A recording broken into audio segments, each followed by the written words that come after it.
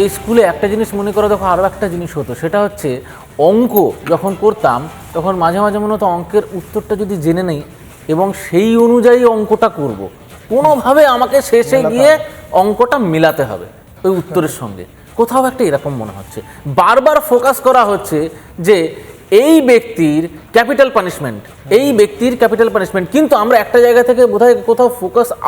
Out of track হয়ে যাচ্ছি। সেটা হচ্ছে বাকিরা কারা, বাকিরা কারা। এই যে জাজমেন্ট বেরোলো, এরপরে কিন্তু প্রশ্ন থেকেই যাচ্ছে, যতই ইনভেস্টিগেশন হোক, যতই অর্ডার বেরোক, যে এই ঘটনাটা যেভাবে স্ক্রিপ্টেড, যেভাবে মমতা বন্দ্যোপাধ্যায় ইনস্ট্রাকশন দিয়েছিল বিনীত গোয়েলকে এবং অতীন ঘোষকে সেই দিন 14 তারিখ রাতে অপারেশনটা করার জন্য, তারপরে যে এভিডেন্স মিটে গেছে, এভিডেন্স মোছা হয়েছে, তার যে তৎপরতা,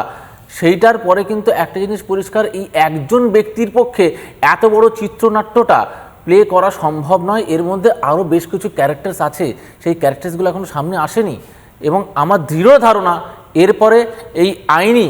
লড়াই আরও চলবে, আরও বেশ কিছু জিনিস সামনে আসবে।